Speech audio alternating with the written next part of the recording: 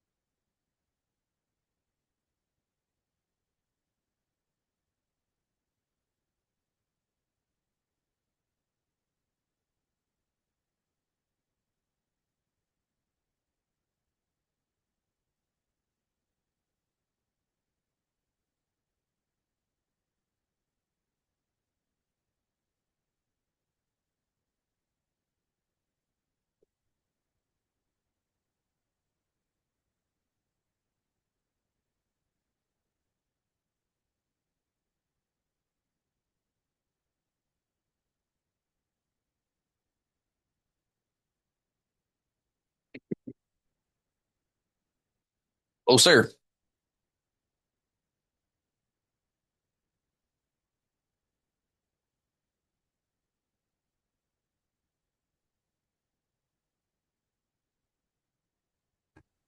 Hey, how you doing, Matt? Outstanding. How are you doing today? Doing fantastic. Cool. Did you come back from out of town? I'm sorry?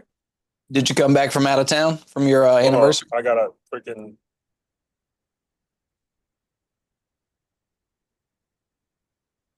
Can you hear me? Hello? Yeah, I got you.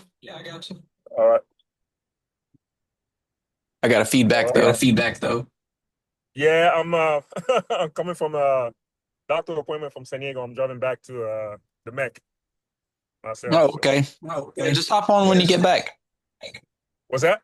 Just hop on when you get back. Oh, I mean, I'm on the phone. I mean, I can. What? Well, are you gonna show some slides and stuff like that? Oh, yeah. Oh, okay. Well, it's dangerous. All right. I guess I'll catch back up when I get home then. Yeah, no worries. All right. All right, see Great. ya. There.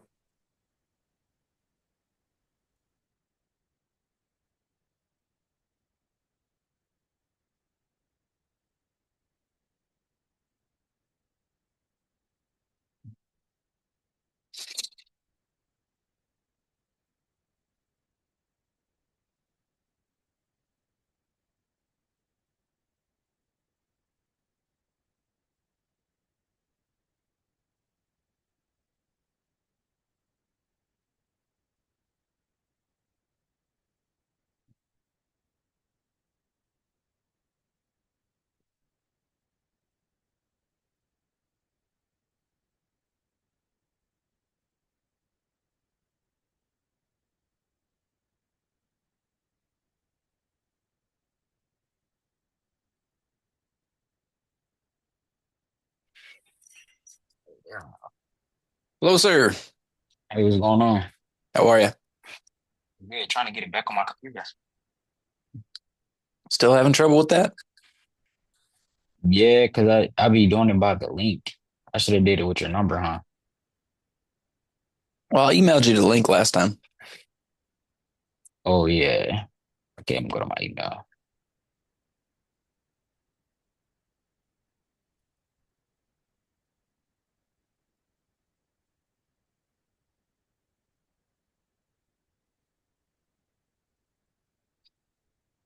Well, hello there, Truett.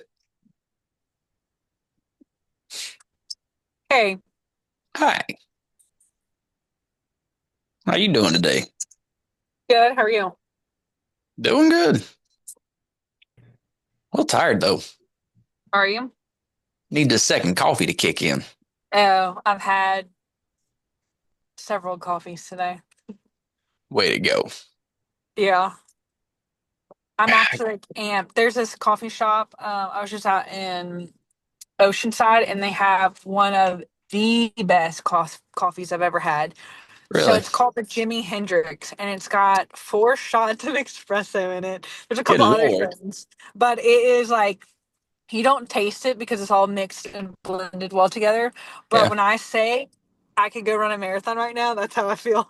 Woo! I could use a Yeah. little of that. Yeah. And So, what's the shop called? okay,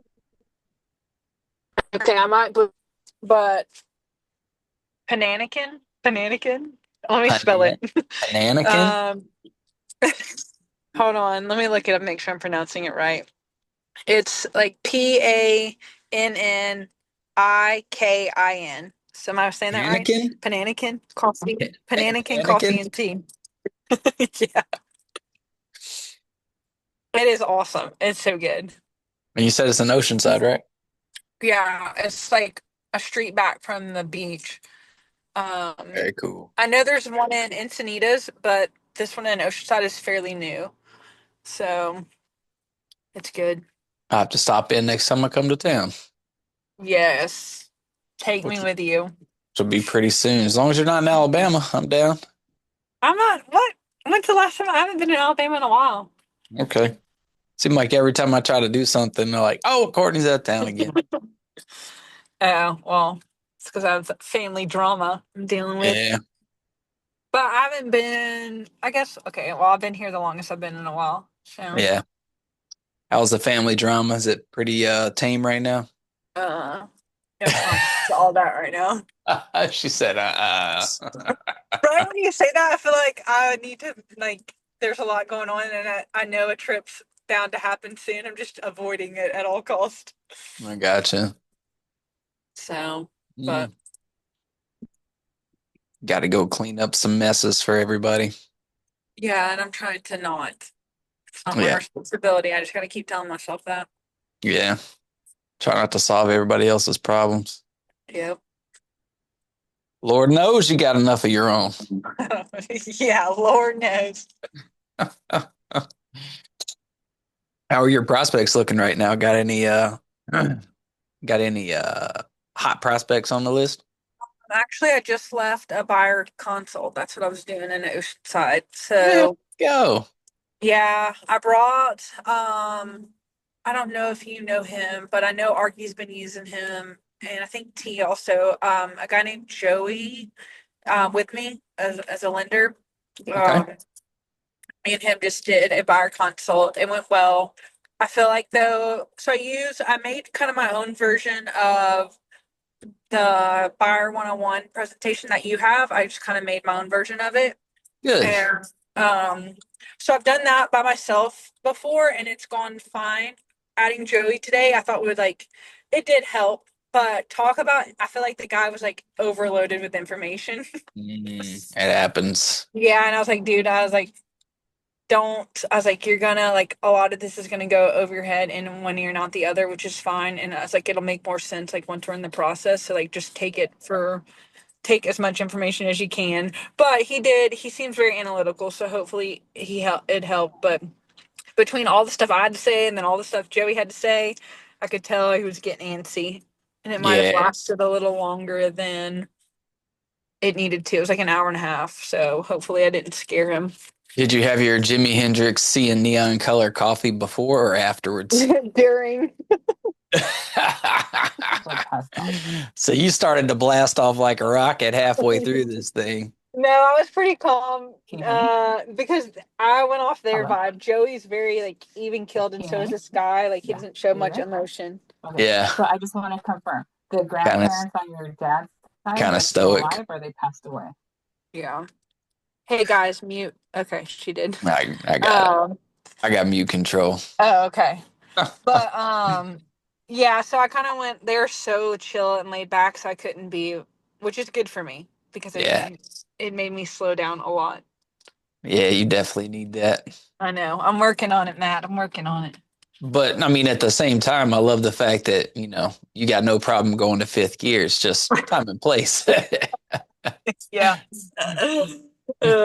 We need you at high speed on the runways, not in the turns. Yeah, exactly. Now, I've 'Cause I'm done rolling. home buyer 101s with lenders before, but I have a similar experience as what you said. I have my whole thing, and the Mhm. lenders have their whole thing. And when we're Yeah, both having our whole thing with one person, I it's know. like it's too much at once. So I stopped doing that. That was my first time, which I appreciated him there. Like, and also I could think I just wanted like backup, maybe. I don't know how to say In case you that, got but I stuck. don't think I was, yeah, I don't think, but I've done it once by myself, but it was with a couple. So I Yeah. guess I felt more comfortable and I didn't know. I don't know. I like someone else there for conversation. I feel like it helped in that sense. But Yeah. yeah, it might have been too much information. He didn't like say anything wrong or anything. Like I feel Yeah. like it was beneficial. I just think it might have been a lot for the other guy to take in. Yeah. Yeah. I think if you're gonna do it in the future, I would be like, hey, let's keep your lending piece to a minimum and Yeah. like make this more of a rapport building exercise. Get to Yeah. know you, just kind of chum it up, break some of those technical moments, with a little, just comic relief or whatever, just kind of keep things cool. Yeah. Yeah. Um, yeah, it was good though. Yeah. It was a good learning curve too. Sweet. You think the guy's pretty qualified? Oh yeah, I really like him. He's retired Marine Corps also. So, and he had a cool hat on today. It said make rates great again. I love it. Perfect, dude. Hell I need yeah. one of those. Yes. My guy. Yes. That's cool. I'm glad you picked him up. Was he an open house prospect? No. So, like I said, Arky's been, I think, using him some. And he's come to a couple of our open houses. So started to hit it off with him. Yeah. So far, I like him, and he seems knowledgeable. He's given me some great info. All Oh, I additional. meant your client, not the lender. Oh, I'm sorry. What was your question? Yeah, where'd you pick up the client at? Oh, he messaged me on social media. Oh, wow. But I did know him. So I knew him from a previous deployment. I didn't really Okay. wasn't really close with him at all though. I didn't even Mhm. realize I was friends with him on social media, but he sent me a DM one day. Oh, sweet. Yeah. Somebody from your past in the military who knew you, liked you, and trust you reached out to you? Well, I don't know about all that because we didn't really have any conversation, but this is the most I've ever talked to him. But yeah, hopefully it's something good. I would like to say it was due to social media. Not that I'm that active, but he clearly was watching some stuff online. So, Yeah. Just takes a couple, you know? And just imagine how many more people would watch if you were like more active on there. consistent. Yeah, I need Yeah. some help videoing.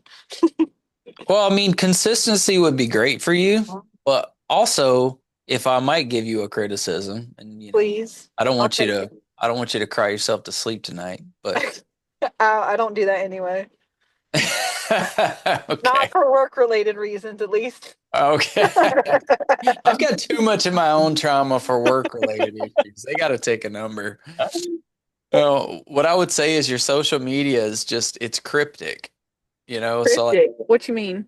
well, I'll look at your posts and stuff and it's like, you put thought into like the cinematography and stuff like that, but the messaging and all that is like, it's not really there, you know? So like a lot of your, a lot of your posts and things like that seem like they would be like kind of a top layer on top of a ton of other social media stuff that you'd be doing, such that like if someone saw three of your posts, you know, about you saying, "Hey, this is me, I'm here. Hey, this is what I'm doing," or "Hey, have you thought about this?" Like really like talking to your community, and then like one of those little like, you know, I see. pieces Some comes more in. It's like, "Oh yeah, educational stuff. A little bit more educational stuff. yeah." I would say you need to just like assume your people are like assume your people are like little kids and they're clueless, and you have to be like, "Hey, this is my Yeah, message," you know? I completely agree with you, and I want to do more stuff like that. I just don't. I get in my head, and I don't feel like I know what I'm talking about. And Yeah. also, like, I feel like I need someone there to help me film and to guide me because I get like as soon as I get in front of the camera, I'm like Ricky Bobby, and but with my mind, like I don't know what to do with my hands. So I guess I need, and I'm not good like for a long conversation. I just need like little short Mhm. snippets of stuff, like shorts, I guess you would call, Mhm. for like educational pieces, and then maybe I can do a handful of those and start pushing them out. But I need like this is where I feel like I need your help and your guidance. I'm happy to help you sketch out a video concept and a script Okay. like all day long. I'm the same way. Like if it's up to me to do it, like I'll struggle with it. But if you just want to team up and be like, "Hey, I need to make a 60-second clip," like we can, like I got a whole Rolodex of concepts that are just sitting in a box with dust on it, like ready to. Okay. Well, let's plan it then. I would Okay. like to. You're the calendar person. You pick Okay. the you pick Pick the the. time of day. I don't care what day and time it is. I'll make it work. You Okay. set it up, and then we'll get on here and we'll do it, and then I'll get somebody else that's local there with you to come be your camera person to help you out. Okay. Cool. I have another question. That backdrop that you have behind you, can we maybe set up one of those in the office so we can do stuff in the office like that too? So You we have sure like a can. okay. I That's love the idea of doing stuff out in town, but I also think it's good to mix in Mhm. like the branding too. Yeah. Yeah, this was from Vistaprint. It only takes about maybe 2 weeks after you order it to get it in. Okay. Yeah, we If need to put that. that in the office. Yeah, and I've already got the outline and everything made for it. So, Okay. mhm. All right. Well, I'll find some dates and we'll get rolling. Yeah, do it sooner rather than later. Okay. Can you That maybe, since you have topics, do you think you could maybe we can talk after this Zoom or another day, but like let's get a list of topics so I can put a topic with the date of filming. So that way we have kind of like a schedule and everyone already knows if we're gonna have other people involved, like everyone kind of already knows what the idea is so they can come ahead of time with what maybe their version of what they want to talk about.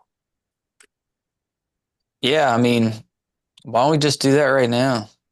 Okay, well, I'm driving, so if someone could take notes, that'd be cool. Or can I record this? I'm recording. Okay. Yeah. I'll be home in like 15 minutes. But yeah, okay, let's or put it in the chat and somebody put it in the chat and I'll screenshot the chat. Put what in the chat? Like what we talk about, like our bullet points of topics. Why don't just let's do this. I'm gonna just jam a little bit on this Yeah. topic for the disclosures, and then once you get home, then once I get done with disclosures, we can roll right into that since you're Okay. driving. All right. That sounds good then. Okay, sweet. So, from here, guys, the whole reason I got you together was because T said, "Hey, you should train all the people on this thing since you're going to be doing it." And I was like, "Okay, T, you win." So what I'm doing is I'm looking at disclosures for a set of clients today. They are the buyers and they're getting all the information from the sellers in their first week of escrow. And during the first week of escrow, this is the investigation window. And it's usually about 10 days long. Investigation means doing a home inspection as well as reviewing all the related paperwork about the house. And that includes the statutory disclosures, you should know this required reading pamphlets that go with buying a house that everybody gets, all the way to the detailed checklist that the sellers fill out specifically about the history of this house, any repairs that have been done to it, any bumps, bruises, or other things that we need to know about. So what I'm going to do is try to make it easier for you guys to digest and also explain this to your clients because one, you need to know how to do it just for your own peace of mind, but two, and most importantly, clients don't know what's important. They need you to narrate, they need you to guide them and help inform them about what they should be worried about and not worried about.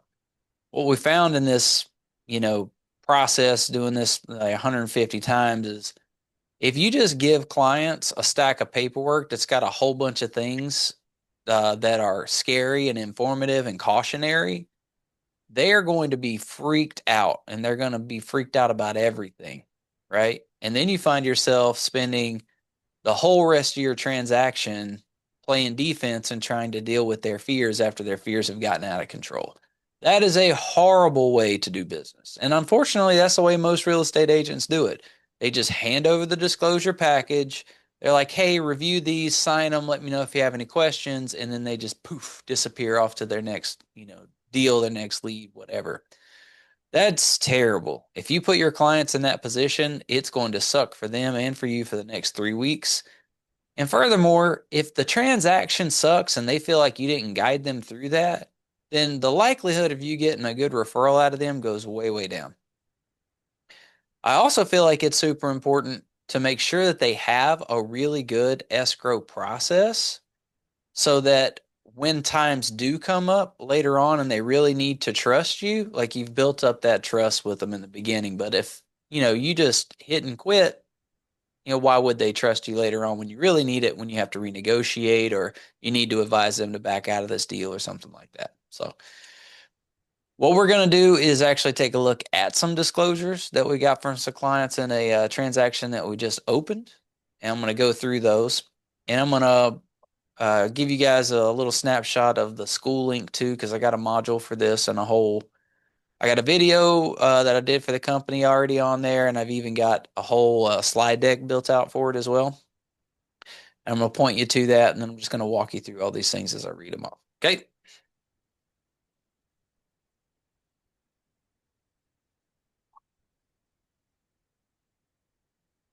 All right. Like I said, once we start this escrow, we get all this stuff from the listing side. So this person you see here on the screen, this is the transaction coordinator for the sellers. She's the person responsible to the listing agent for making sure that their real estate transaction file is nice and tidy.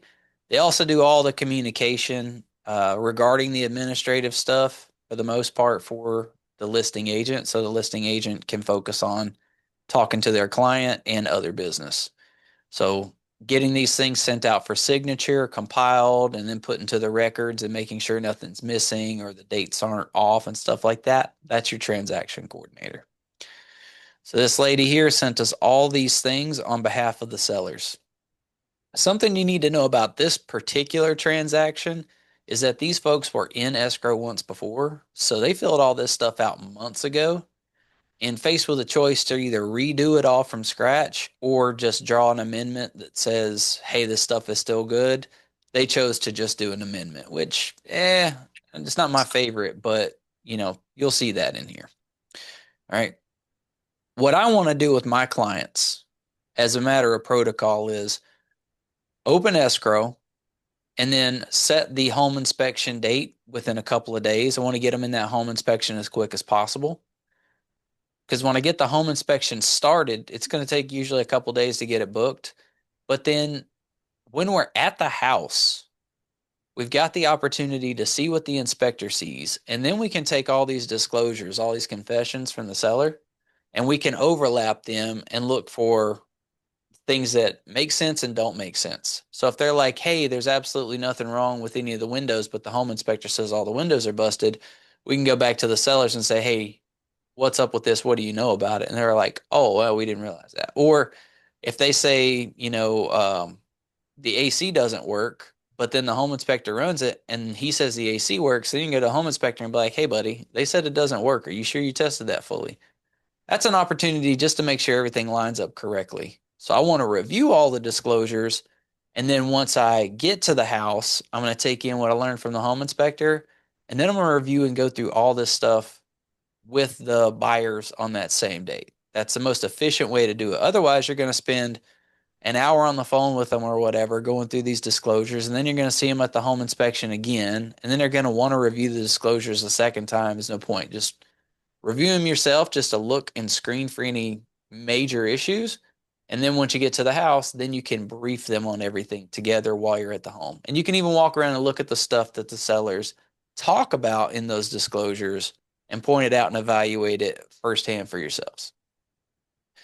When you get these disclosures, it's going to be a little bit tricky to figure out what's important from what's not important. Okay, so for that reason, I break them into 3 distinct categories. Your top level, your number one, your first level stuff is going to be the most important. That's going to be things about this property in particular. That's going to be the transfer disclosure statement. I believe it's this guy right here.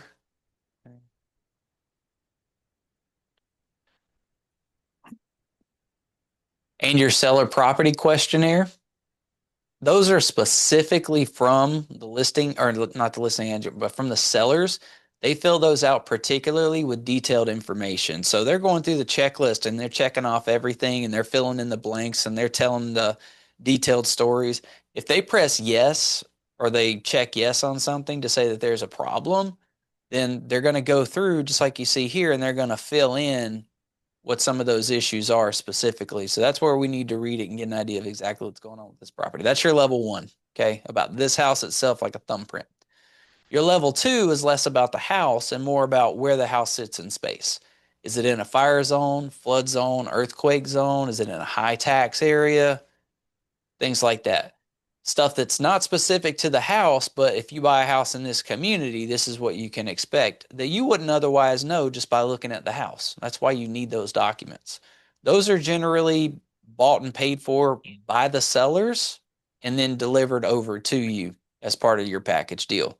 And then the third level down is the gobbledygook. This is the disclosure, addenda, advisory crap they give everybody that nobody ever reads. Megan's Law database, mold advisory, lead-based paint advisories. All these really are is a big fat told you so that the sellers and the brokers make sure that you as a buyer have a copy of so that they can say that you've been fully informed about these issues and you can't come back to them later and say, oh, I found, mold in my house. No one told me to look for that. Right.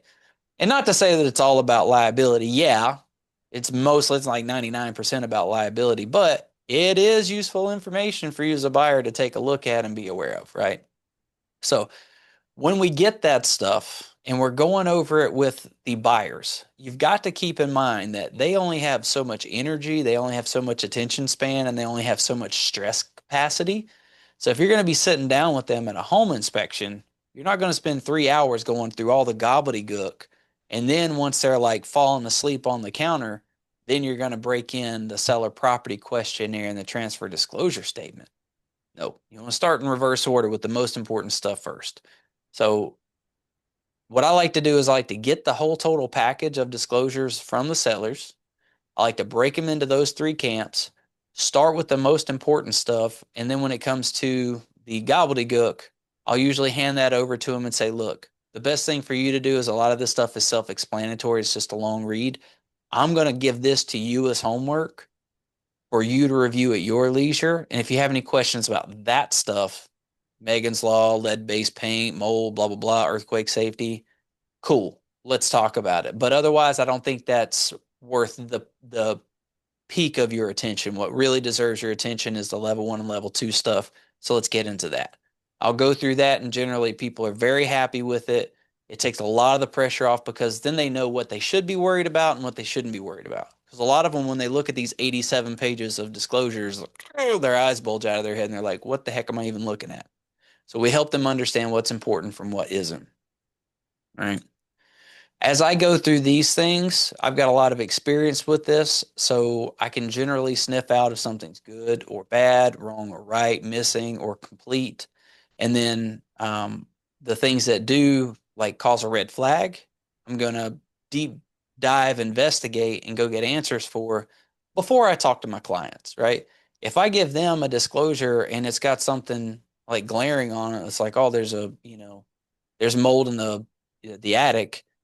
Well, they're going to be like, holy crap, this house has mold. And they're like, I'm going to be freaking out about everything. But if I dig in and find out, no, there was mold, but it was remediated, and here's the copy of the remediation from the contractor, blah, blah, blah, then okay, cool. They're not worried about that at all. And as soon as I show them, hey, the seller said it had mold, but they also gave me this, we're good to go. It's not a problem. Whew. Crisis averted, stress levels are down. All right.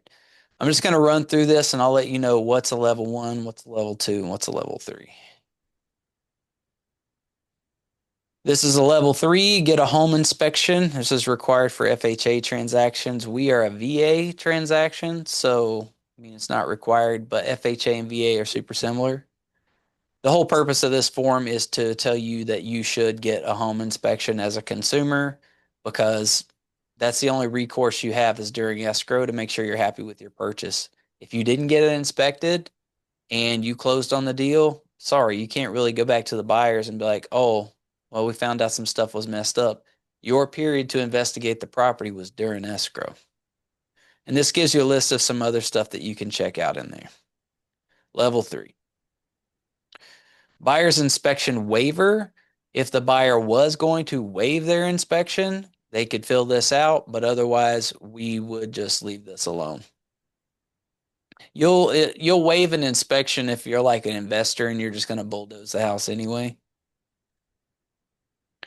Market conditions advisory. This is a 2-page form that, guess what, talks about market conditions. Offer price, non-contingent offers, what these contingencies mean.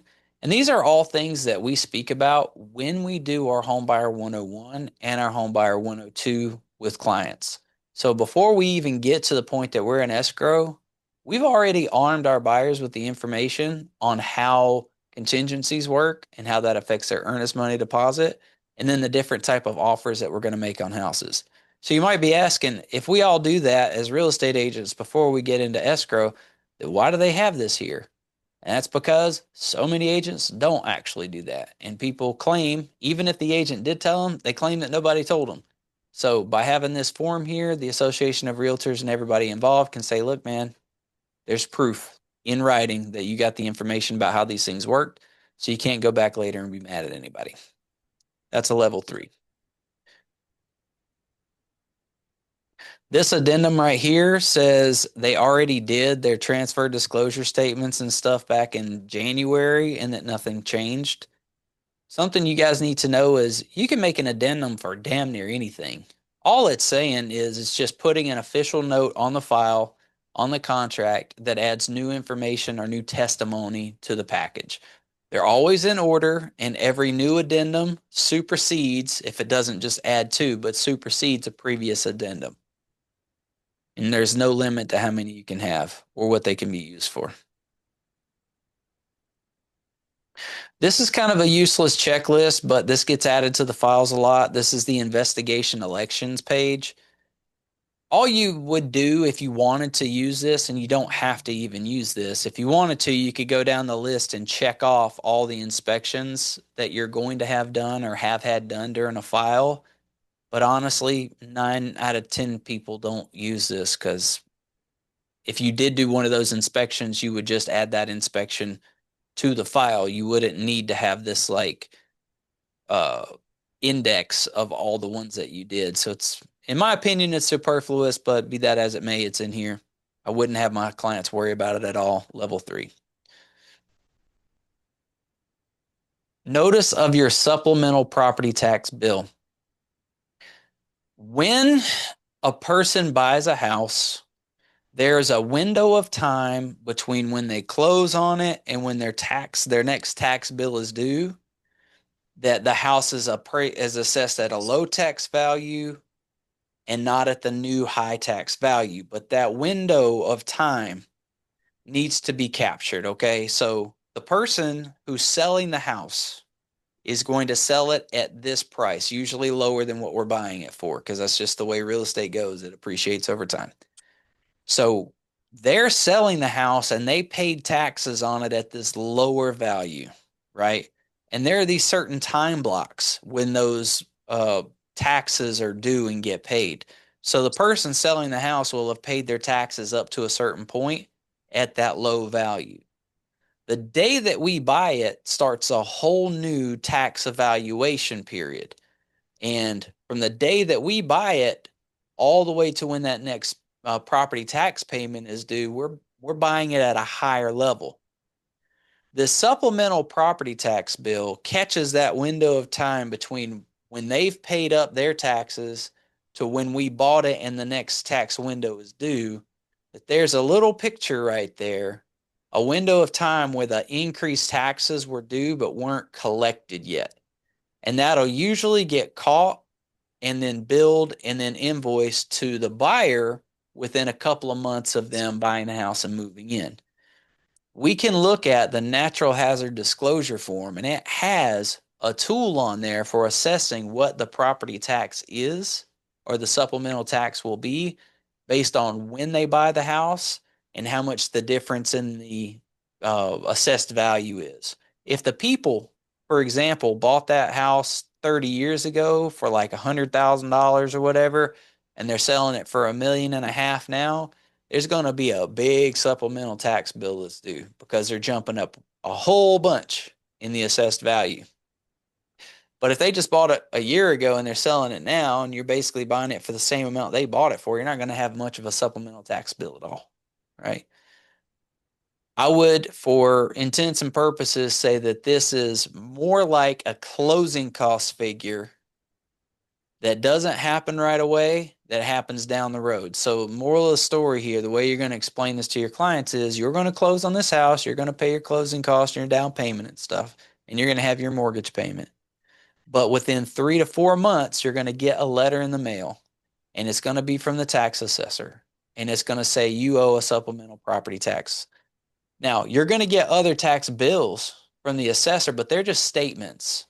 The statements come out a couple times a year, and they're generally, well, for where we're at in San Diego, they're blue, right? You don't have to pay that. But the green one that comes out, that's the supplemental tax bill. And I guarantee as a buyer, they're going to forget what that's all about. They're going to freak out and they're going to call the agent, call you and say, hey, what the heck is this? I owe this money. You're going to be like, hey, you remember that supplemental tax bill I told you about? That one-time catch-up that, I told you weren't going to remember, but when you got it to call me, yeah, that's what it's for. And they're going to be like, oh, shit, I got to pay that? You got to pay that. But that's the last, let's say, thorn in your side as far as buying the house goes. Usually it's, a couple hundred to, at most I've seen a few thousand, but that's pretty extreme. For people, the lender can't really collect all that money because the recalculation is just kind of outside of their purview. So just expect it, and we can calculate that, and I'll show you how to do that shortly so they know how much that's going to be. But a few hundred to a few $1,000, and yes, they owe that money. Now, all they're doing with this form is telling you what I've just explained, that, hey, you're going to get hit with this tax bill. It's a one-time thing. Once you pay it, it's done and over. Because from this point forward, for the whole rest of the time you own this house, you're going to be paying your tax bill in your mortgage. Your lender is going to be collecting principal and interest, which is just repaying the loan. They're going to be collecting a prorated amount of your home insurance, your annual premium. They're going to take a little slice of that every month and then pay that out at the end of the year for you, as well as a property tax. They're going to take a little slice of what your property taxes are going to be assessed at every month. That way, at the end of the year, they can pay out your full tax bill for you. That's why those blue invoices that you get from the tax assessor are just blue. They're just telling you, hey, this is the invoice. Your lender's paying this. It's coming out of your monthly mortgage payment, but this is how much is there because you need the statement. That one green one, that's the actual bill they got to pay just one time.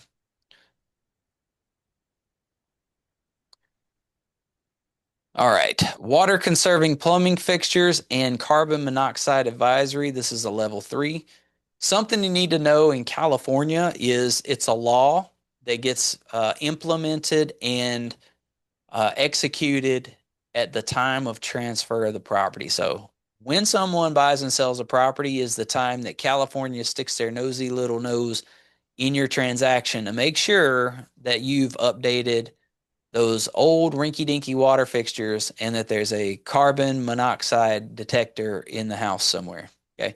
Your home inspector is probably going to call out if there's an old ancient, water fixture in there. They'll definitely call out if there's not a carbon monoxide detector in the house. The appraiser will generally look for, especially if it's an FHA loan or a VA loan, the appraiser will look for smoke detectors, carbon monoxide detectors, and water heater bracing. So these things get evaluated by people. You're not going to sneak around this, but it's not complicated, right? The big thing is homes in 1994. So anything prior to 1994 needs to have updated their water fixtures, their toilets, their shower heads, and their faucets. Most people have done that since 1994 just because those things have gone bad for the most part. The seller is going to fill out a form if their house is prior to 1994 that says which faucets and things are in the house that have been updated and haven't been updated and stuff like that to go along with this. This house was built after 1994, so you won't see that in this stack of papers, okay? And then the carbon monoxide detector. They're like, I don't know, $50. You plug them into an outlet somewhere in the house. Not a big deal at all. Super easy to do. But that has to be done by law. Square footage advisory. This is a level 3 form. They're just telling you this is the square footage that we believe the house is, and they figure that out based on looking from somewhere, right? So they're supposed to say here what number and what location they got that number from. So public record 1606 and the MLS 1606. So public record, I mean, I would say it's probably best to get that from the tax record. That's probably what they mean.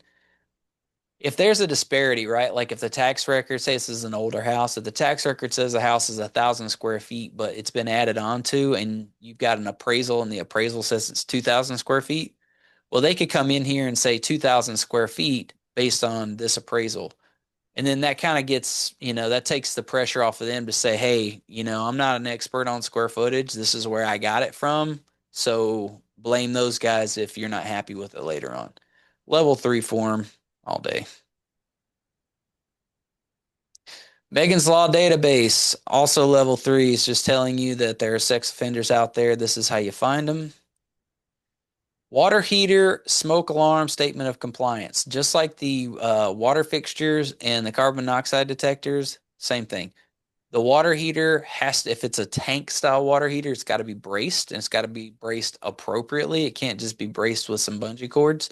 And then the smoke alarms have to be installed in the house. This just outlines all those things and says whose responsibility and stuff like that it is. So level 3 form. Wildfire disastery, also level 3. This has come up a lot since California has been under fire the last, 10 or 15 years. This spells out a lot of the resources for wildfires and things like that.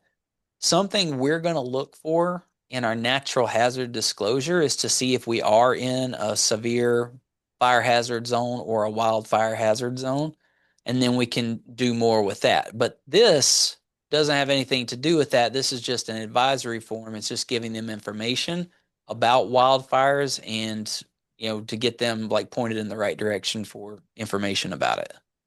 Doesn't say your house is in a wildfire zone at all. This is just saying, hey, wildfires exist. Here's the info. So level 3. All right, level 1 form. Real estate transfer disclosure statement. This is a checklist that we have the sellers fill out. This is just like the SPQ and TDS. Those are both important forms for the seller. Now you might say, hey, seller, tell the buyers everything you know about the property. And they'd scratch their head and be like, it's pretty, it's big. Oh, my neighbor down the street, she's a bitch. The school bus lets out at 2 p.m. and one of our sprinklers doesn't work. Okay, great. Well, what if, we move into the house 3 months later, we find out that, there was like rodent poop in the attic, and we'd be like, hey, do you guys know about rodent poop? They're like, oh yeah, I forgot about that. We put some traps. Yeah, it's not a big deal. And you're like, well, I wouldn't have bought the house if I'd known there was rodents. So in order to help the sellers figure out what they should say to kind of trigger their memories, we give them a checklist. And as long as they satisfy the checklist, then, that's as good as we can do, right?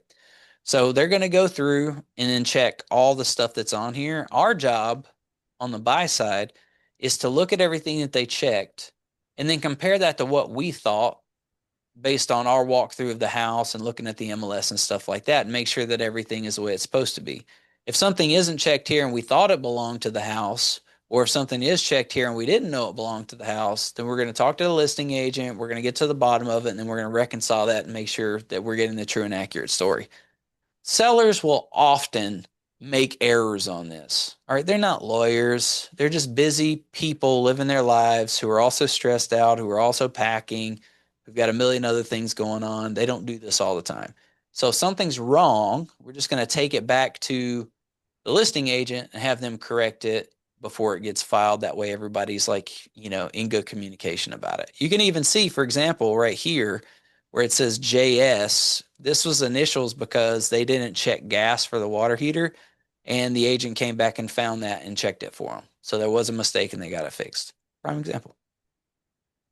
This is going to tell us where the exhaust fans are. They said in the bathrooms, where there's 220-volt wiring, in the garage, what type of roof, tile roof, and approximately how many years old it is. They said this is a 6-year-old roof. That's fantastic for us. Anything that's older than 15 years we need to be really worried about, but 6 years is great. Now, I can also tell you from experience, most homeowners have no idea how old their roof is, especially if it's an older house and they're not the first or second owner. They have no clue.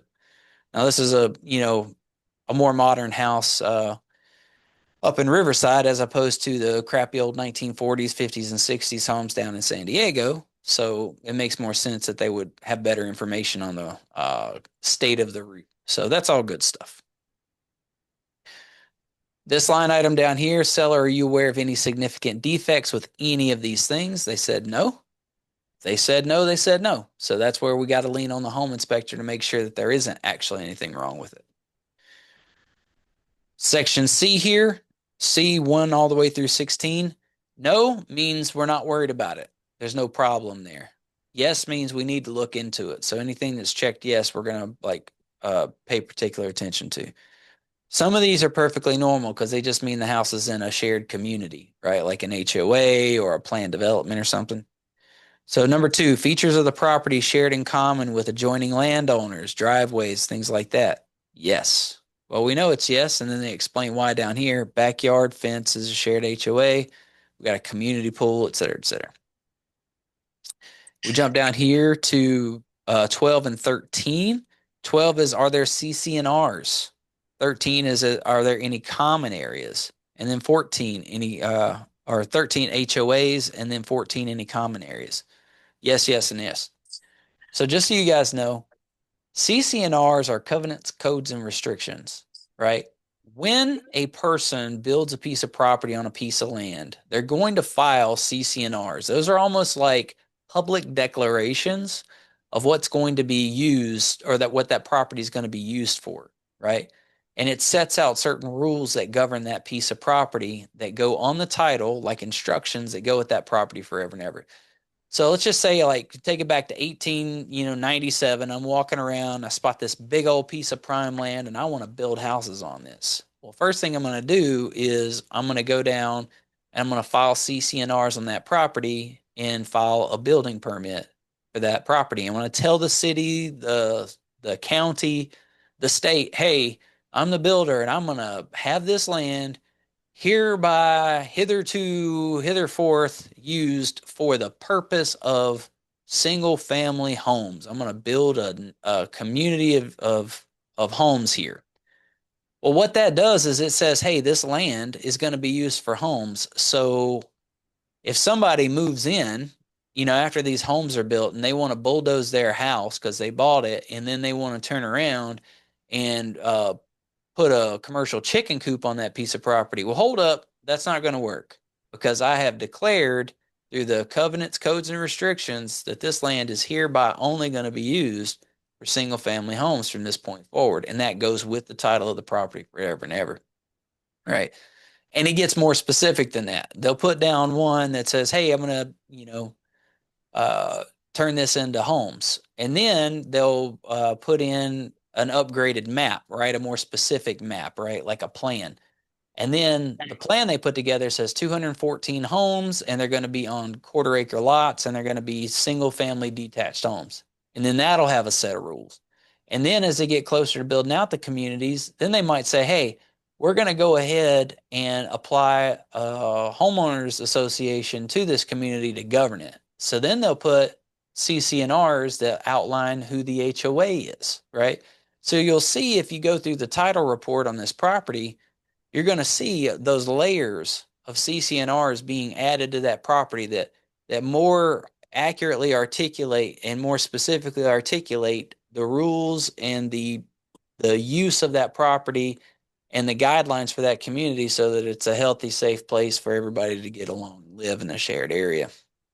So, yeah, like every freaking property that you ever deal with, as long as it's not just a piece of raw land, is probably going to have CC&Rs on it.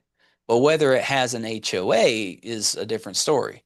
You can have a whole area that doesn't have an HOA that still has CC&Rs. That says you can't, even in the CC&Rs, it might say you can't park a commercial vehicle in your driveway, even though there's no HOA. And you could have somebody, if they're savvy, you could have a neighbor in that community still call up and dime you out to the county because you got a commercial vehicle in your driveway, and that's against the CC&Rs that are on title. It's totally enforceable. The HOA is an added layer to that can impose fines and send you nasty letters and stuff like that. CC&Rs, they can get you in trouble with the county and the city and things like that. So you have code compliance coming down, giving you guff. Different story. It doesn't have quite as many teeth as an HOA does, but yeah, it does still have like an enforceability to it. So you just need to be aware of that in any house that you buy. And of course, we have the HOA on here as well. All right. D, seller certifies that the property health and safety code is going to have smoke detectors. And then they certify then in compliance with health and safety, the water heater is going to be braced. And this goes back to, this is item D that I'm reading off right here. This goes back to the form that we just looked at, the advisory that says, hey, by law, these things have to happen. So this right here is where the seller has to sign saying, yeah, I understand, and I'm going to, by law, deliver the house with these things on it. Down here, this section 3, agent's inspection disclosure. This is something that the buyer does not need to worry about so much. All this is saying is that the listing agent and the buyer's agent are going to be doing agent's visual inspections and providing an inspection disclosure with all the hits that we find. Okay. So whether or not the buyer actually gets a home inspection, we as agents still have a duty to walk through that property and use reasonable judgment with our eyes and our ears and our hands and our feet to determine if there's anything wrong with this property. So simple things like that can be, is there broken glass? Is there a hole in the floor? Is there a missing piece of equipment? Does the ceiling fan not work when I flip the switch? Like things that any reasonable person, you don't have to be a professional. You don't have to be a contractor. You don't have to be a home inspector. You just need to be a normal walking, talking, breathing human being to be able to point out these problems. And that's going to get listed on the AVID, the agent's visual inspection disclosure form. And this just is a signature block that says that those are going to get put into it. All right. Anybody got any questions so far?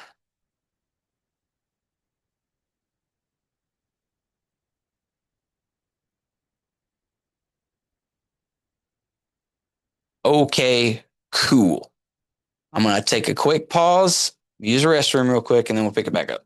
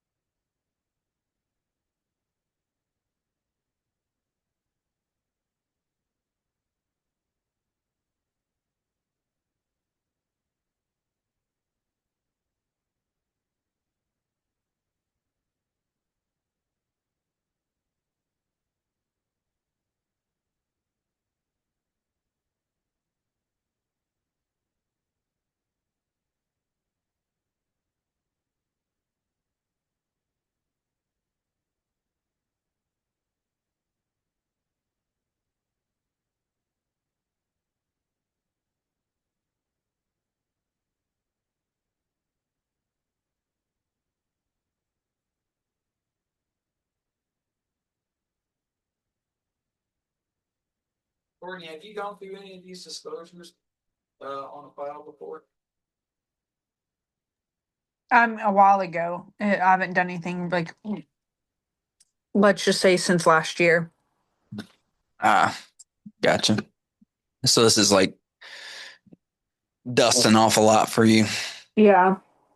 Okay. Lee, you got you've done at least one transaction, right? Yeah. Me, yeah. Technically, like the buy sell. Remember that one from across the street? Yeah, the one you did with T. Mm-hmm. So you got one and Lee, you've got one. Okay, sweet. So Yeah. it's not the first time you guys have seen this stuff. And I've been on several inspections too with Mark, aside from like just the one that I dealt with.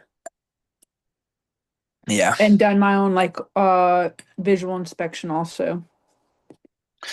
Good. We'll talk probably on a different day about how to execute those AVIDs. That'd actually probably be something good to do in person, really. Yeah, that would actually be. Can you write that down, Courtney, as a reminder for me so we can do like a video walkthrough of actually doing an AVID? Yeah. I think that'll be good for consumers to see, but also good for agents to know how to do.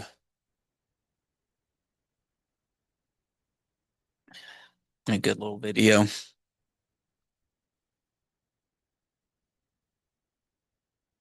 All right, I'm gonna pick it back up.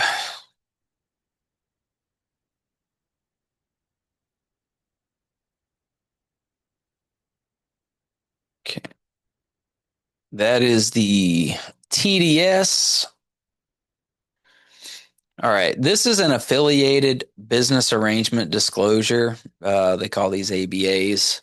Every company, every brokerage, so EXP, Coldwell Banker, Keller Williams, everybody, they all have their ABAs. All it's saying is that this company, not the agent, not even specifically the broker themselves, but this company has some type of business arrangement to some degree with some other companies, and that has to be disclosed publicly. It 99.9% of the time has no impact on this actual transaction whatsoever. And, ergo to our buyers, it's not consequential, but they have a legal responsibility to disclose it with the file. So, does our buyer care about this? Not even 1%. But they have to get this so that the liability is off of the real estate companies. All right. CertainTeed Solar Enhanced Warranty Certificate. This looks like a warranty. Let's see for the solar. This is not a usual document. This is kind of a curveball. So we're seeing this together for the first time. CertainTeed supplied components of the solar system on the property are covered by an enhanced warranty. Solar system by Solstice AC.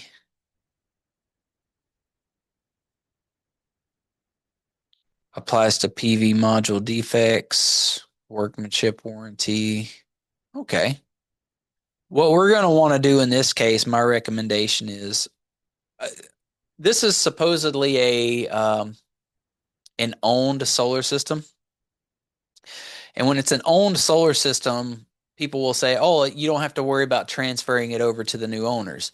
But this is one of those cases where I always say this is the exception to that, because even with an owned system, there's a lot of times a servicing agreement that goes along with those systems, because those that equipment has monitoring and it also connects to the local municipalities. So it's not like they're just installed and then you set it and forget it forever. Like there's generally some type of small responsibility that follows along even after sale.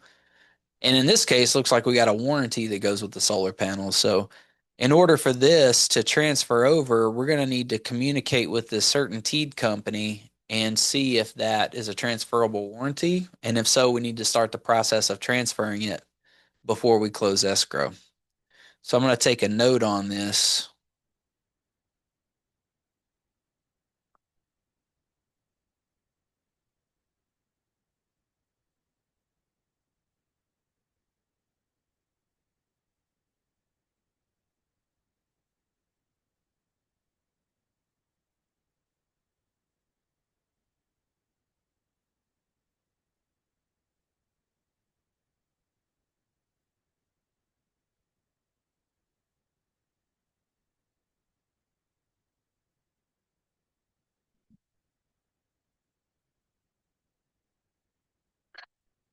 Come back and check with those guys later.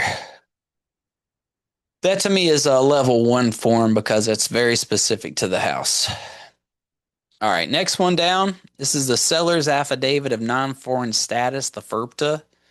So if a person's non-foreign, that means that they're a citizen. So I would love it if they were just to be like, hey, this is a citizen's form. It would be fewer words, but there are implications for people who are not citizens that buy homes, specifically in the realm of taxes.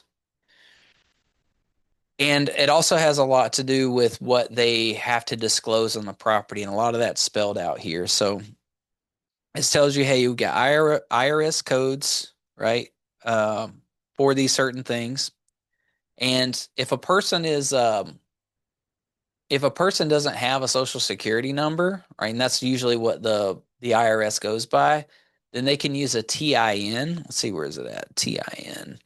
Uh, Taxpayers identification number. So they can file for a taxpayer's identification number so that not being a citizen, they can still buy a house here and then be in compliance with the IRS. And then that's going to come in when they buy the property. There's withholding of taxes when they buy the property, and of course, everybody's subject to withholding of taxes potentially when they sell the property, because when they sell the property, there may be capital gains, which means you've made money on the investment of the house, like it's worth more later because you bought it earlier, and the tax man wants his bite of that perceived income that you generated, right? So when you sell the house and you make a profit just because you owned it, that's a capital gain. And they want to set their teeth into that.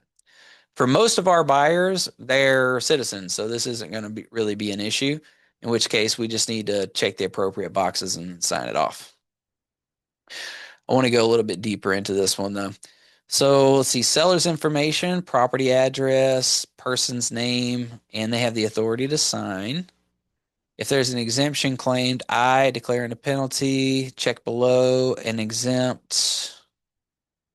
I'm exempt. For individual, I'm not a non-resident. I am not a non-resident alien for income tax purposes. So they're basically saying, hey, I'm a citizen. Or it would be for a corporation. The transfer is not a foreign corporation, meaning that they are a corporation that is within the United States. Right. So check that off. And then I'm going to go ahead and sign it down here. If they were a foreign person, then they'd put their information in here and then sign it off. Now, right here, this is what matters. Seller agrees to provide escrow with necessary information to comply with California withholding law. And then that's the code. So the withholding is where they automatically will grab funds from the sale and they'll hold it in a separate account for the tax man to come grab. And here's all the guidelines for it.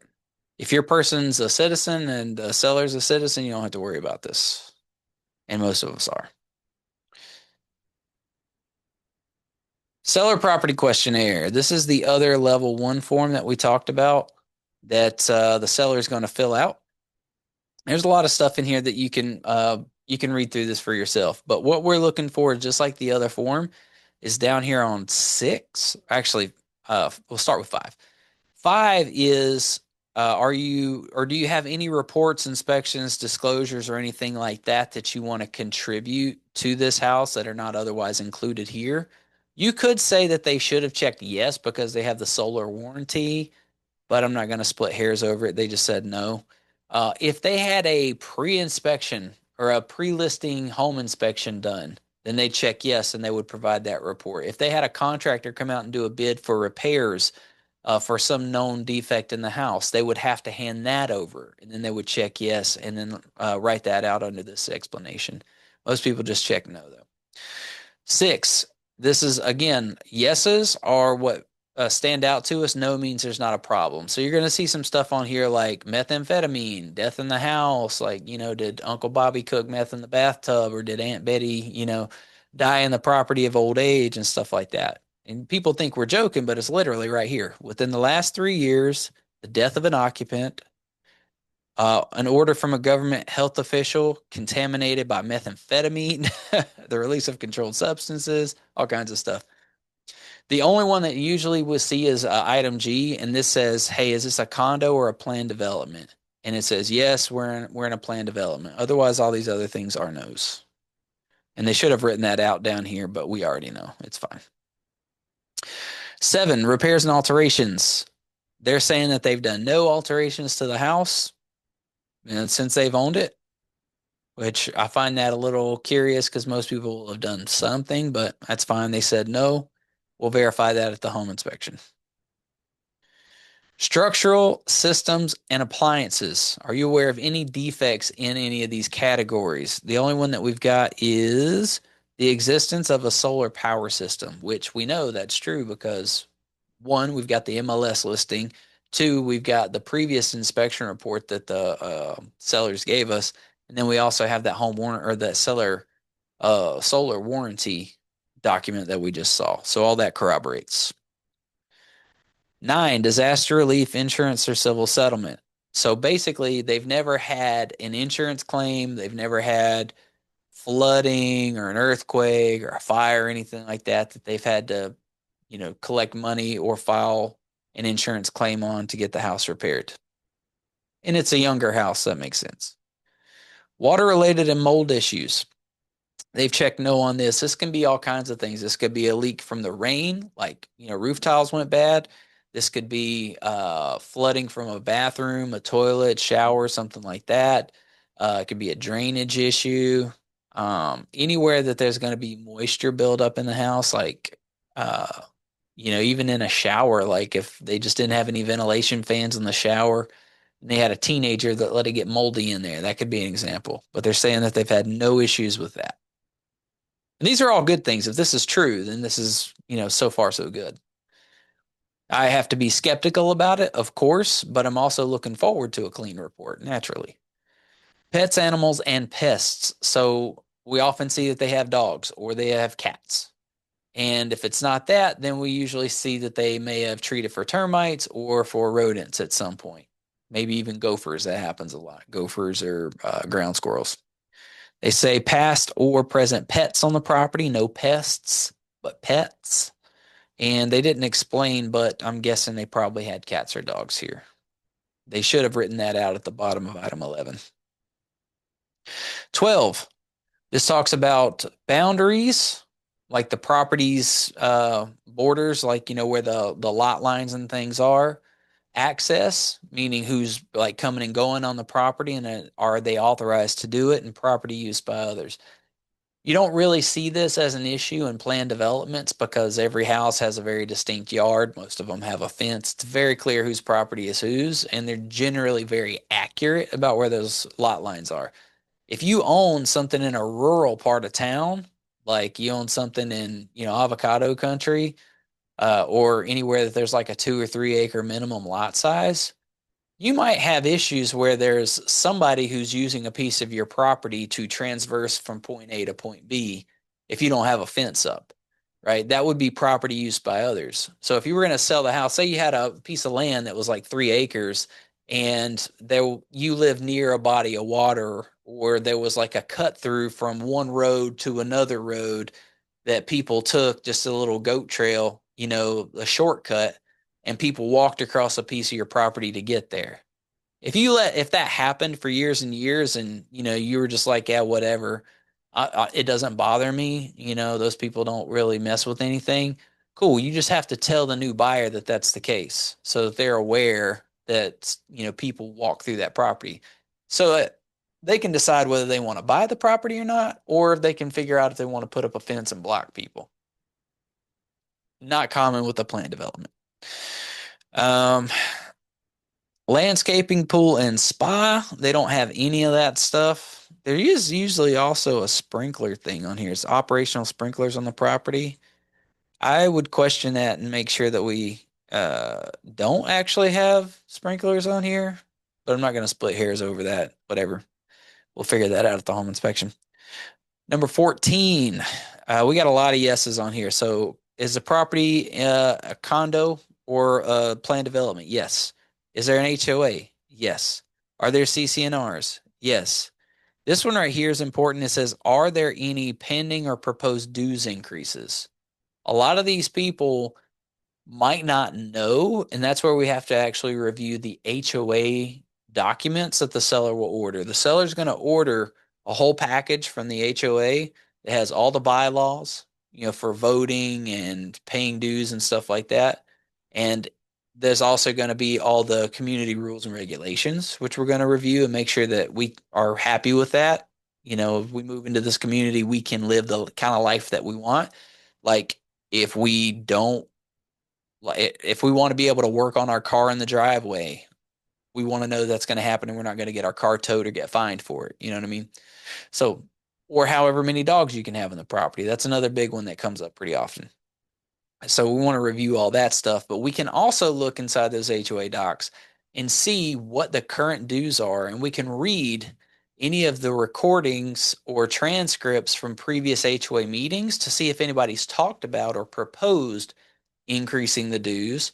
And then there's also a financial series of documents inside the HOA package.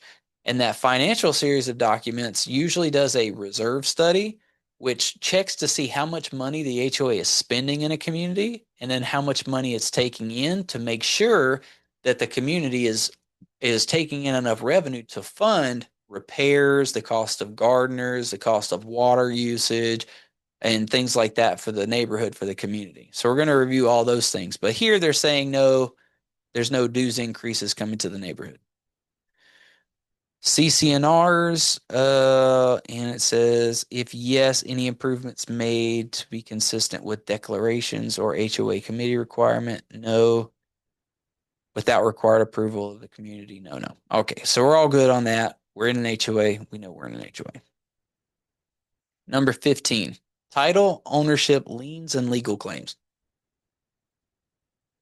Very rarely do you have issues with this with our traditional like single family homes and planned developments, but older properties, rural properties out in the middle of nowhere, these things can happen.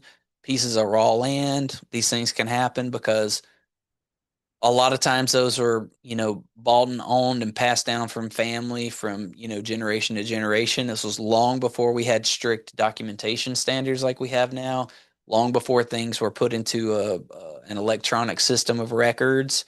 So everything was a matter of paper. If somebody lost a paper, if the county, if a county office burned up and some of their files burned up with it, the records for a certain series of properties might have disappeared forever, right? And it could, that could be the case, but you just don't see that now with digital record keeping. All right, so anybody other than the seller on here, leases or options to the property, et cetera, et cetera. The only one that stands out is features of the property shared in common with other people. Again, this is an HOA. They checked yes. Neighborhood noise, nuisance, or other problems. You see this pretty often if we live near a school or if we live near an airport or if there's like let's just say we lived in a townhome or a condo complex. They might mention, hey, the neighbor above me sucks, or the neighbor 3 doors down is, they're like a drug user, couple or household or whatever that are kind of, chaotic. They might mention something like that.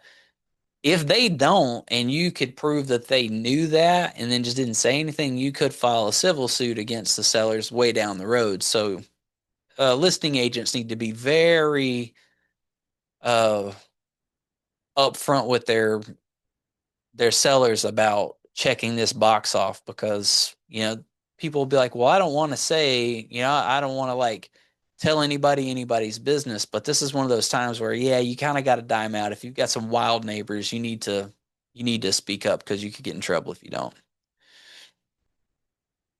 Governmental. Most people check no all the way down the box here, but a couple of the examples that you can see on here is if there's a filed eminent domain, like the city's planning to like take a portion of the property to widen a road at some point. If that they're going to be like blocking off your street for a major repair or upgrading power lines or water lines or sewer lines or something like that. Usually they get these notices way, way in advance. Like, for example, down University Avenue in San Diego, for like 15 years, there's been this plan to like, come through and underground power lines and stuff, like, I don't know, they might do it before I die, but anyways, it's not a surprise. That's the moral of the story. So, if you do find out that there was something that the sellers didn't say, ahead of time, again, you can go back and sue them later, but generally, especially like talking to some of the neighbors and things like that, you find these things out. All right. And this is a catch-all section for anything else. So any occupant of the property smoking, was it a manufactured home? Is it tenant occupied? Previously tenant occupied? This is right here. So whether the property was previously tenant occupied, even if vacant now, disclose the method or manner for how the tenancy ended. So they said there were tenants, contract ended, and the tenant moved out. So it wasn't an eviction. We're not going to expect somebody to come in and rip out all the copper. Okay. So that's the seller property questionnaire. This is one of the two most important documents that you're going to get. This is level 1 form, and we're pretty happy with that, all in all. Almost through this. This is another affidavit of non-foreign status. This is for the spouse. So everything we just went over, but for the spouse. And text overflow addendum for the transfer disclosure statement. So when people don't fill in the details on that first line of the TDS, like if they say, did you have any pets on the property, and they check yes, but they didn't explain, they'll use this overflow form to do that explanation. So it looks like they just use this for everything. Let's read through it together. Yeah, first line is just an indemnity thing. Who cares? Buyer's been previously provided a buyer's inspection form. Yeah, who cares? Buyer's encouraged to have qualified professional consultant do stuff. Yeah. Buyer's encouraged to go to local authorities. Blah, blah, blah. Buyer's encouraged to contact the appropriate entities. Don't tell my buyers what to do. Buyer's advises the hazard, flood, or earthquake insurance may be difficult to obtain. Buyer acknowledges closing costs. They are buying the property in its present condition as is and are satisfied with the results. Blah, blah, blah. Okay, so this is just junk. All right. So that's the first blush round of disclosures. Something else that we're expecting from this point forward, just because I know it's coming, is the natural hazard disclosure, which is going to get ordered by the sellers and sent to us. That'll tell us if it's in a flood zone, fire zone, earthquake zone, a wildfire zone, seismic hazard, liquefaction, blah, blah, blah. And then we'll be able to look at the taxes and see what our tax rate is for the property as well. We don't have that yet, so we're just going to put a button in this, or put a pin in this for now. And then once we get our home inspection done, we'll pile that on top, and we should have a pretty complete picture. Also, we spoke a few minutes ago about the agent's visual inspection. Rather than going out to the property several times, again, if we can put everything into home inspection day, it makes life so much easier. So we're going to have the home inspection done on home inspection day. We're going to go over all these disclosures with the sellers or with the buyers, as long as there's not something crazy. If there was something like a showstopper in here, then we might cancel the home inspection altogether because we wouldn't want to waste that money. But as long as everything's good, we're going to go over it with them at the home inspection. Also, while we're there on home inspection day, we're going to take that opportunity while the home inspector's doing their thing. We're going to walk around and do our agent's visual inspection. Why? Why not? We're going to be there for a couple hours anyway. So what I like to do is, like, say the home inspection's at, 3:30. I'm going to show up at 3:30. I'm going to let the home inspector in, and then they're going to rush off and go do their thing, and I'm going to walk around and do my agent's visual inspection. I'm going to take my time, write everything down, and then I've got a nice little break. I can go grab something to eat. I'm going to have my buyers. I'm not going to have my buyer show up at 3:30. I'm going to have my buyer show up at the very end when the home inspector's just about done. So if he says, hey, this house is going to take me 3 hours, then I'm going to have them show up at 6:30 so that they can get the debrief from the home inspector as soon as he's done. And that gives me all the time in the middle to answer all the questions that I need to answer, do my agent's visual inspection, talk through whatever the inspector finds, maybe get some answers about it from the listing agent before my buyers arrive. And then when my buyers get there, we're ready to just talk through all these things and get it all done. So we'll get all that done in one day. Wham, bam, thank you, ma'am, and we're out of there. And then you don't have to go back to the house again until after the repairs have been done and you're doing your final walkthrough on the house, which you'll do about 5 days before the close of escrow. So just to summarize, a couple key things here. In school, you go to transacting under your training plan. And then you've got disclosures, inspections, and reports. You got a whole video on this, and you got a whole slide deck on it. And in there, there's the level 1, the level 2, and the level 3 stuff, what they are, what matters to your clients, and then how and when to talk to them about these issues. And most importantly, just to reiterate, do not send them all these reports. One, if you haven't looked at them, because the last thing you want to do is be the last guy to know. Two, don't send it to them with problems in it that you haven't gotten a solution to first, because you need to make sure that you manage their stress levels, their happiness, and their experience with the property. And then once all that's said and done, make sure you set up and review all this stuff together at the home inspection so you save yourself a lot of time. So that's it for this little module here.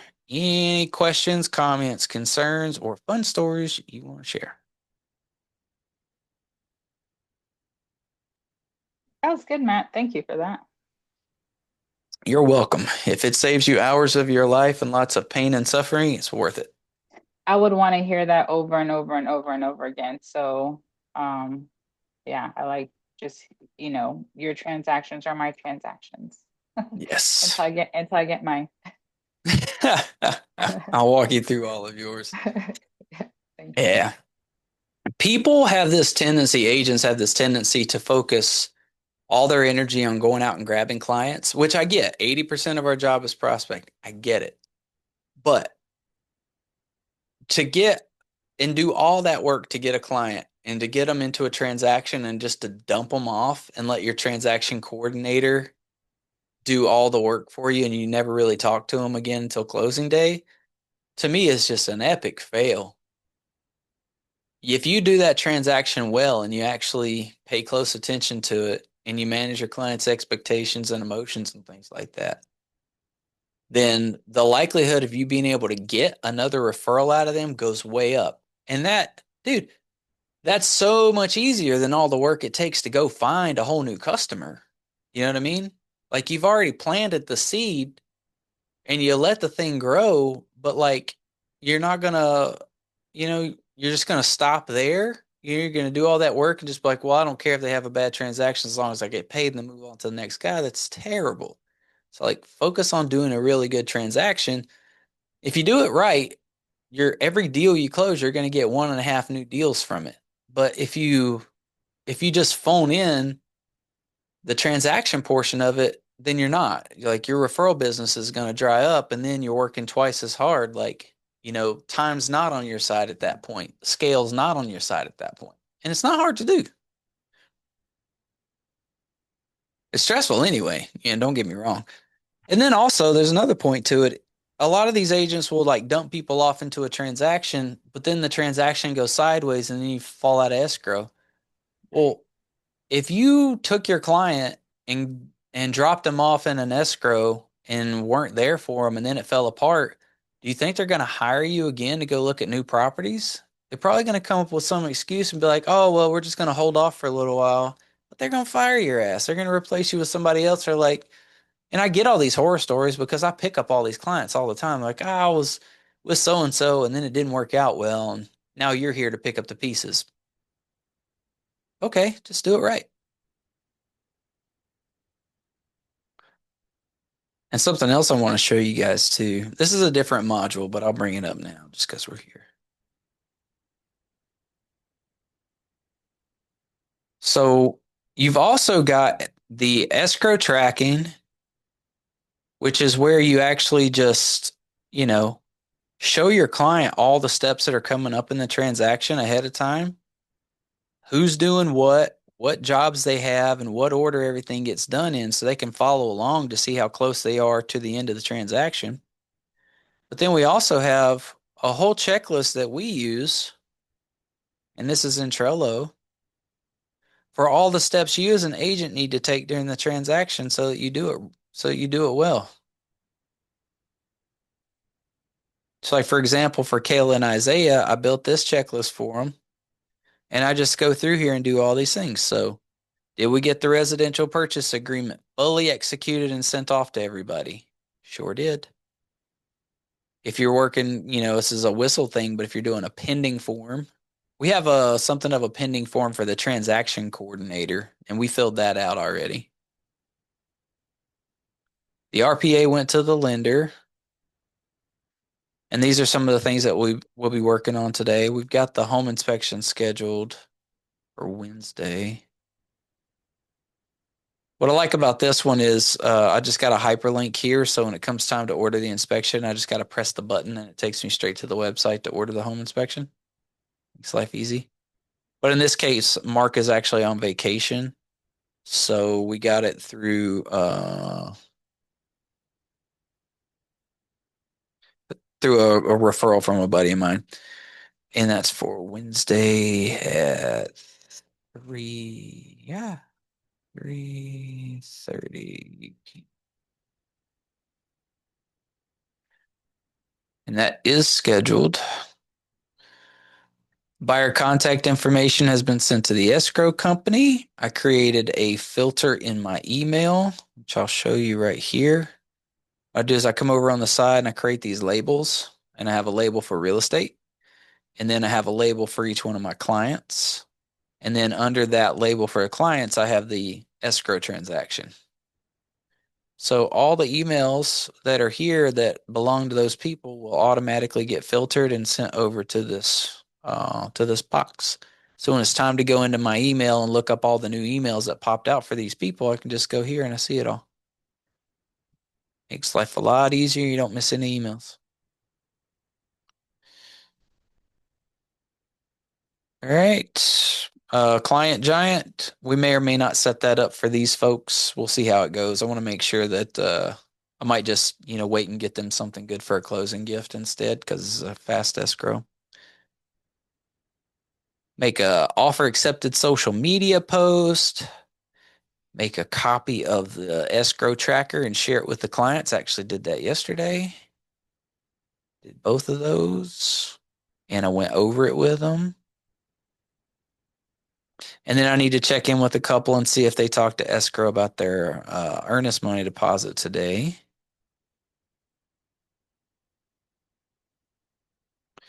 Down here, all disclosures received and screened. I'm going to put a note out here on this side.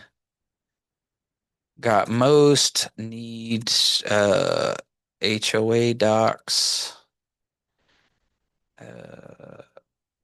and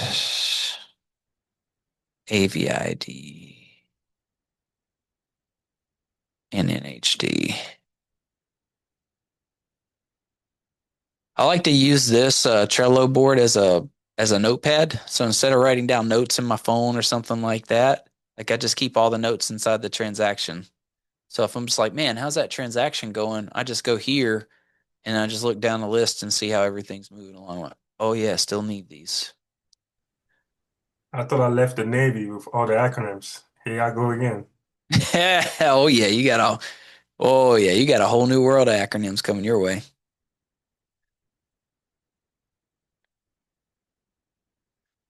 Yeah. So what blows my mind as well is agents generally do not follow a checklist for their escrows at all, which drives me nuts. I'm like, how do you know what all you're supposed to do? When I very first got started, when I wasn't even licensed and I was just like, just putting deals together, for my boss, I was like, all right, well, how do I know what steps to do? And they're like, oh, the transaction coordinator will generally tell you what you got to do. And I'm like, well, that sucks. I got to like call them every day and be like, what do I do next? What do I do next? And they're like, yeah, that's how it works. I was like, no, that is not gonna do. So as time went on, I just made my own list. And these are the things that over the test of time, these are all the things that you need to do as an agent along the way. Me, I want my transaction coordinator, like I want to be able to inspect and make sure they're doing their job. They're not supposed to be the ones like telling me how to do mine. You know what I mean? Like they're the person I hire for my file. But if I don't even know what I'm supposed to do in the transaction, like that's a blind leading the blind. That's a terrible idea. Once all this gets done and the transaction closes out, this goes all the way to the end, all the way down to making the final social media post saying, hey, mission accomplished, home sold, and put it up on your Instagram. And once all that's done, you check off the final box. And then when it's completed, then I can drag this over here and put it in my completed transactions card for the year. And then at the end of the year, I can just go over here and I can see, oh, these are all the deals I did last year. And it makes my accounting super easy. And I even show the ones that like canceled too, because there were a lot in here that ended up not going forward. But regardless, it makes life a lot easier. Do a new one for 2025, actually. But yeah, that's that in a nutshell.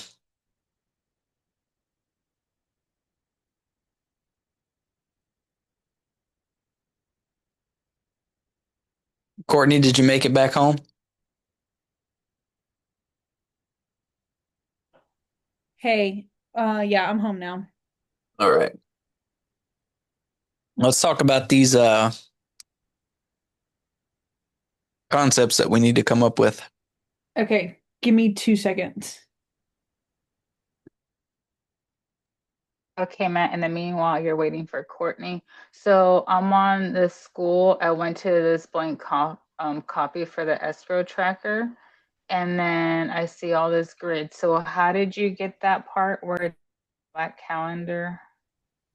Oh, am I muted? No, I'm not. Oh, you guys can't. Can you hear me, Matt? Yeah, I can hear you. Oh, I don't know which. I'm like, am I on my laptop or phone? Because I know my laptop doesn't have sound. But how do I get to that part? To that black part?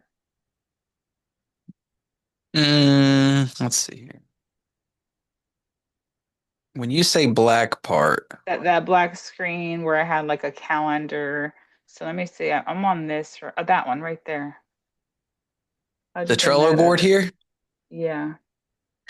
yeah, I can just actually all you got to do is create a Trello account and Trello. it's free. Trello. Uh-huh.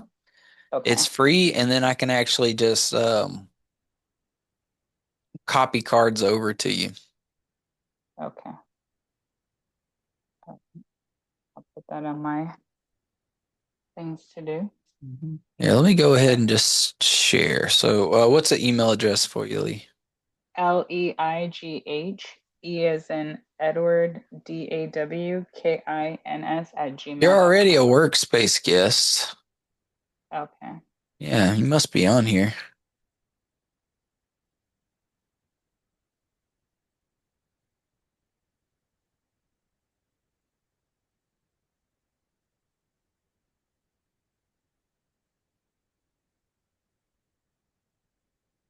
That's weird.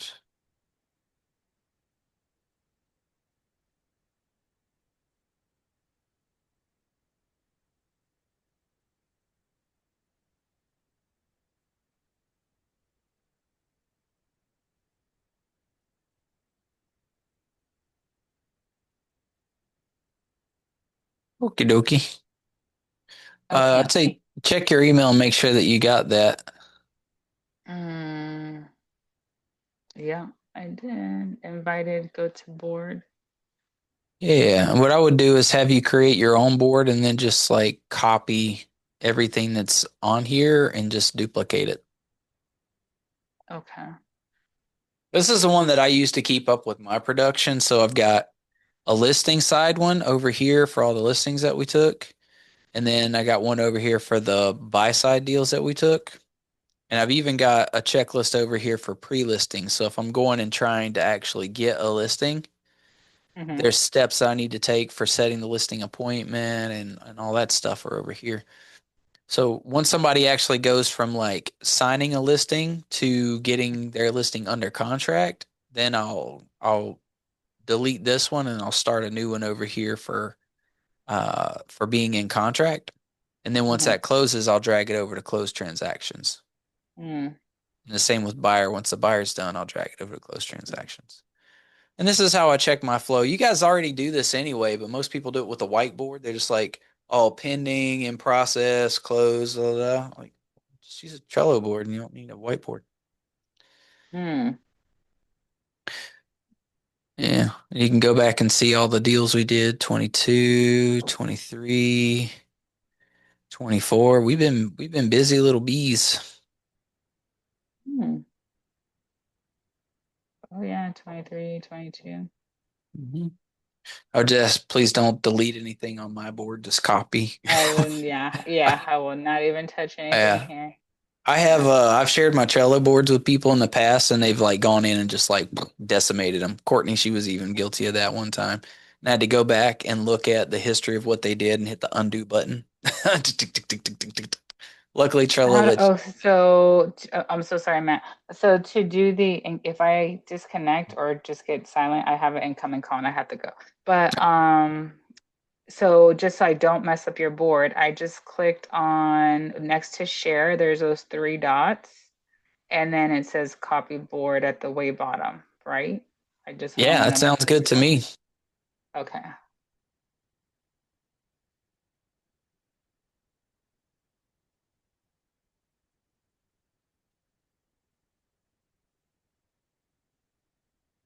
What is this one called? Transactions.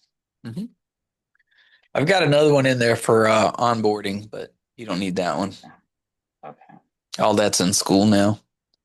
Okay. And then keep cards. Yeah, FUB is really good for tracking people that you're working on, like prospects to get them somewhere. But once they become like a transaction, then there's nothing for you to keep up with the transaction inside FUB. That's where you need to take it to another platform. And Trello is free, so Okay. yeah, might Okay. as well use it. Okay. All right. And then I don't need to know now, but you know that how I had you look at that trend, the RPA earlier, and there was Mhm. that part about the termites. Yep. Is that something that you recommend to put in for offers on each offer? Because my friend, with Whistle, she just went through something, her escrow fell out, and she's like, Lee, just make sure you put this on all your offers because something got dinged on her offer because of she didn't put that part in. About So asking for termite repairs. yeah, that because it wasn't there, she's like, just make sure every time you write up an offer, you put it. So that was my first time putting it, and I was like, oh, I'll bring it up to Matt, It sounds but like to me that she's just talking about making sure that you ask for your termite repairs up front if that's what you okay, want, not how you okay, do it. What I was saying is on your RPA, yeah.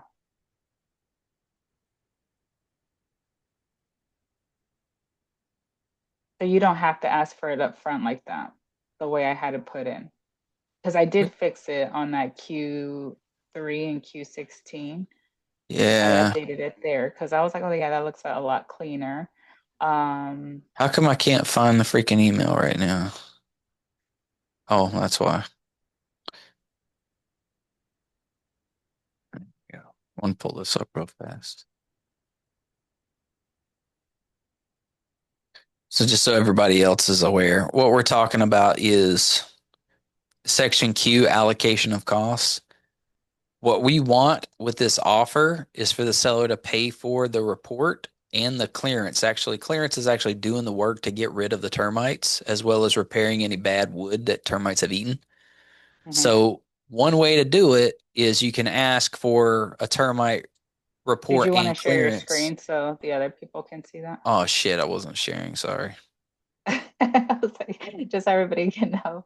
Yeah, use your imagination. Yeah, I already got Yeah. it because I seen it. Yeah. So anyways, this is the RPA and section Q here. You got the option. You can go down to other terms and write seller to provide pest and termite report in section 1 clearance here, or the contract's actually designed to where if you go to Q3, you would put termite inspection report, seller to pay for it right here. That's the official way to do it. And then down here under fees or cost, you've got Q16 and Q17, and you put section 1 termite clearance here under Q16 and seller to pay for it. That's the proper way to do it. But can you do it by just spelling it out under item R? Yeah, you can. I think both of them will work, but that's what Q16 and Q3 are designed for. Okay. And I think Thank your you. friend, I could be wrong. I don't know what your conversation with him was. I don't think that conversation was based on should you do Q versus R, but No. rather that you should have this in your contract versus not. And yeah, Yeah. Duh. Yeah. Yeah. So would you recommend putting that up front, or how do you play that, like with the termites? I always ask for it up front. Okay. Yeah, Okay. the good thing about it is if you ask for it up front, like they don't know if it's going to be 500 or 5,000, right? And a lot of times the listing agent will be like, "Yeah, just go ahead and do it." And then you end up getting the termite work done. But if you put in an offer and then you get in, then you have to lump it in with your request for repairs. Well, they might decide they don't want to do it then. You know what I Mm, mean? So I always ask for it up front. gotcha. Okay. Thank you for that. I'm Yeah, gonna and get to work. they I'll might I'll, I'll counter be it out listening. too. But Yeah. whatever. If they counter it, they counter it. But I asked for it. Okay, I'm back. All right. So we needed to come up with video concept ideas for your social media and also put some time on the books to execute those. Yeah. Great. So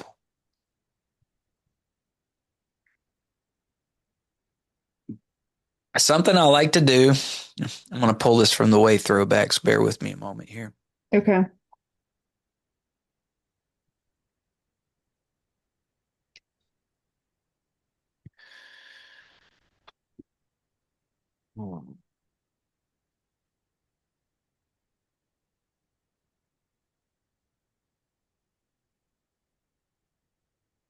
You're going to like this. I built this just for you, by the way. Oh yeah. Yeah. Inside school, under business development, at the very bottom, 6 steps to launch any new idea. And this is Oh. my 6 step checklist for bright ideas. All right. So anytime we're like, man, I need to come up with XYZ, this is what we do. So we all get tapped from time to time with the great idea fairy. That can be a dangerous thing because then we're just going out there and being creative and trying a bunch of wild shit. But rather than do that, let's be smart about it. So the very first question you got to ask is how do we think about how to do this? Not just like, how do I do this social media thing, but like, how do I even think about how to do this social media thing? Somebody out there has a checklist. What are all the different ways that we can go about this? And you think, oh, wait a second. There are people who do social media for real estate all day, every day. Why don't I just see what they do and then learn from all their mistakes? That way I don't have to recreate this whole thing. So, step one, research the who. Find all the people who do this well and then talk to them and either see what they do or talk to them about it. So, my first question for you is there a person who does social media content in a way that you like that you follow? Yeah. Cool. Who? Um, Glenda Baker. Glenn Baker? Glenda. Glenda Baker. All right. What is it about Glenda Baker stuff that you like? Um, she's real, authentic, straight to the point, Southern Okay. Does she do real estate or something else? real estate. Okay. What kind of content does she make? Like what are some concepts that she does regularly? Um, I don't know. She has like a team now. I think she originally just started out, just posted something and then it took off and then she's got like a video team now, but she just does like, I mean, it'd be helpful if we just pulled it up and looked at one of her videos. Yeah, Um, well, can you do it on your side? on my computer. Yeah. If I can know my login. I sure hope you know your login. Well, it's on my phone, so I don't ever hold on.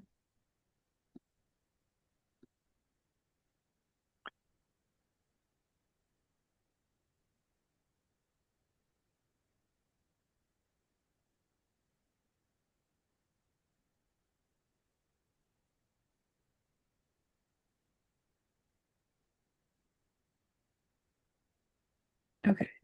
It's Yeah, I actually, think this is a different Glenda Baker. well, that might not be her name. Hold on. Shoot, that's probably not her name. Linda is her name. Damn, why am I drawing a blank? Linda.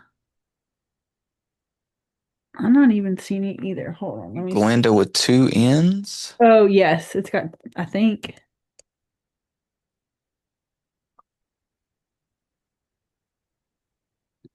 Yeah, there we go. you got it. Yeah.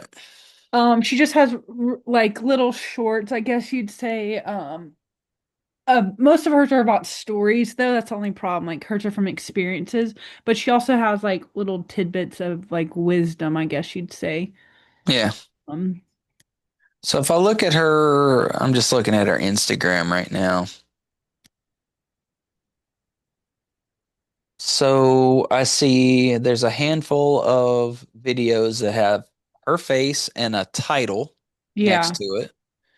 So that's like obviously, and it probably is going to, just drop you right into some like important information. yeah. Those are the Look, ones that I like. so you've never done one of these. Like you don't have any of this like Well, I know because I'm content not a anywhere. filmmaker. You don't have to be this easy thing in the I don't know world. how to set up the camera. Well, I mean, like these are just like at a desk, I guess. I don't know. I don't feel like I know what I'm talking about to do something short and sweet like that. Ah, there it is. I don't feel like I know what I'm talking about. Because you're like making all these excuses about like needing a Yeah, desk yeah. and a camera. Like, no, fuck no.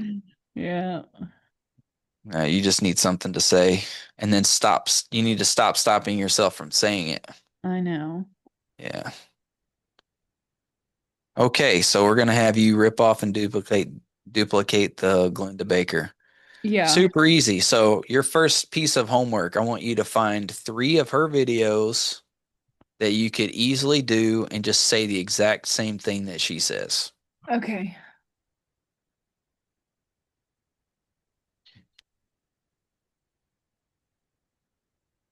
And I mean completely plagiarize, like word for word, just rip it off.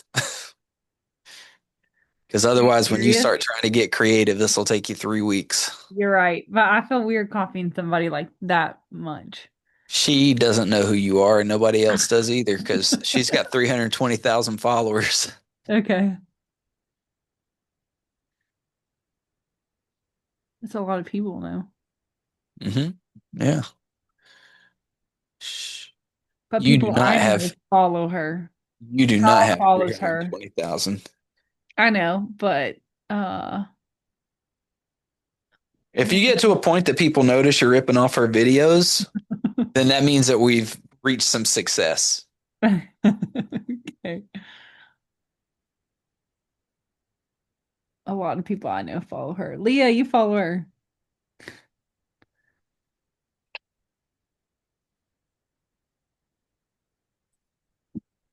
You're muted. I can't hear you.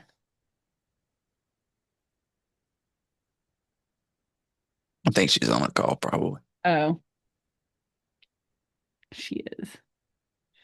Okay. All right. Okay.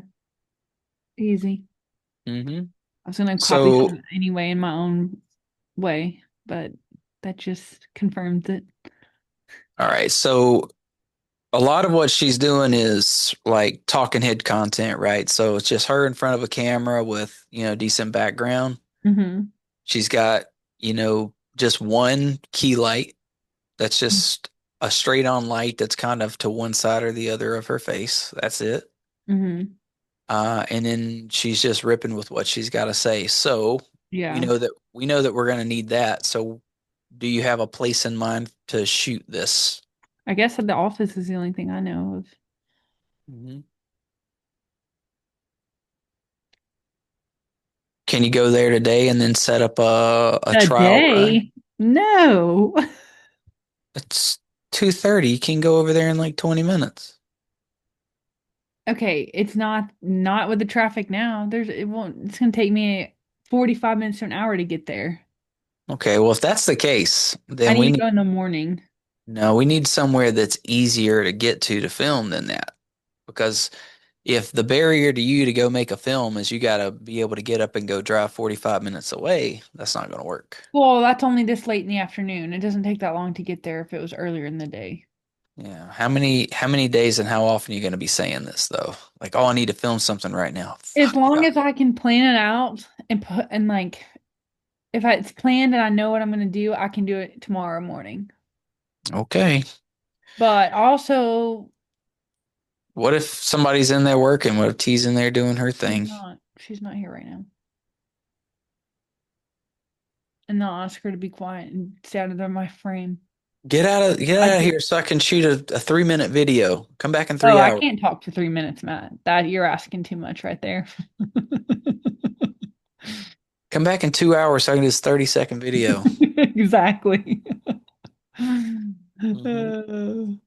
I mean, there's nothing wrong with The Office, but honestly, like, what's what's in The Office is not so amazing that it's probably worth a 45-minute drive. Like, Okay. I got a backdrop. Like, that's it. Yeah. Maybe I can find something to do here. I don't know. I would recommend that if you can just bang it out right there from where you're at, like, because then if you have a bright idea and you're like, oh, I got a thing I want to do, you're not gonna. It's a lot less likely you're going to lose motivation to do it between the time it takes you to get to, the kitchen to do it versus gearing up and going all the way to the Yeah. office. And if I know you, you're going to find like a million other things to bundle up. Like, well, if I'm going to go to the office, I'm going to do this and that and this and that, and I got to get this and that and this and that. Next thing you know, you got a whole day Okay. wrapped around a 30-second video. Okay. Yeah, yeah. I'm not going to tell you what you want to hear. I'm going to tell you what you got to hear. So you can be like the good witch, Glenda Baker. Glenda, the good witch Baker. Okay, I'm off the phone. Who was that I follow on Insta? Oh, Glenda Do Baker. I know how to multitask or what? What is it? Glenda Baker. Oh, I love Glenda. Yeah. See, I Matt, love know her so much. She's my Southern charm.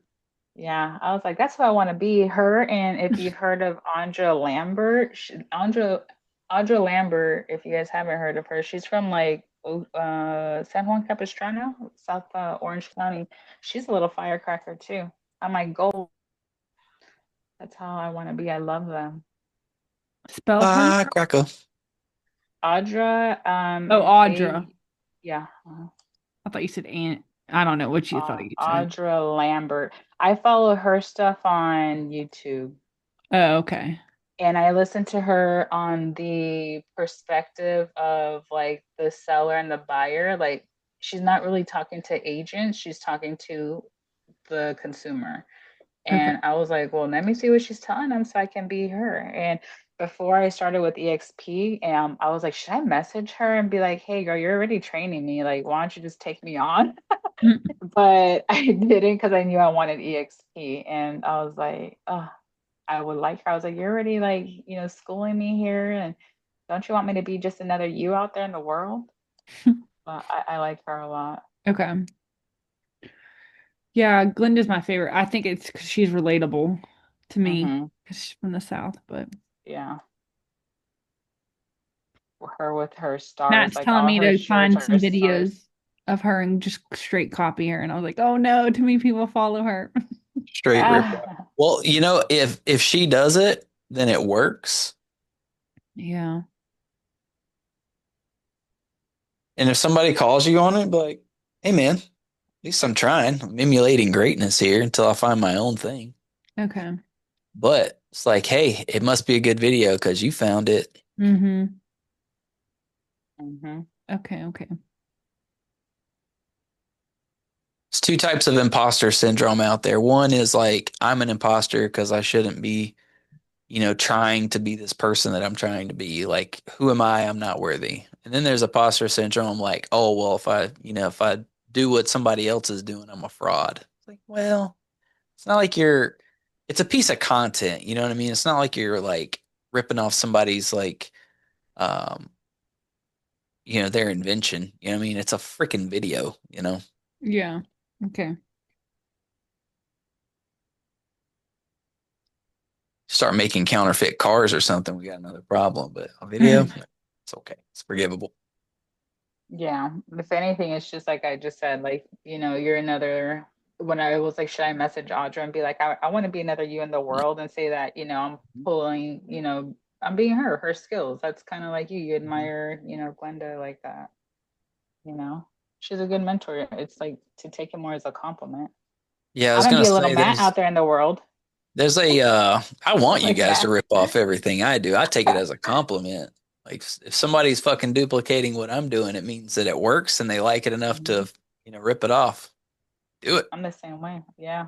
I'm like, let's all just everybody can make it. Hmm. And let's be honest, like you're not taking anything away from Glenda. She's built her empire. Yeah, it's true.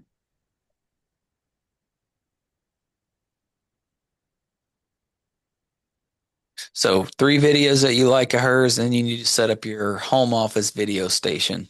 Ugh. Easy peasy. That's exactly what I had to do, basically. Yeah, but you have no problem talking in front of a camera. Yeah, not now, but it's 10 years later. You don't start that way. You start by being super critical and making like super over cinematic, dramatic, cryptic videos, and then eventually you just realize that nobody's paying attention and nobody cares, and it wouldn't matter if you just turn the camera on and picked your nose for 15 seconds. Until you get a certain number of videos, like nothing matters. It's just about getting out there. Okay. I know. But you got to remind yourself off. Yeah.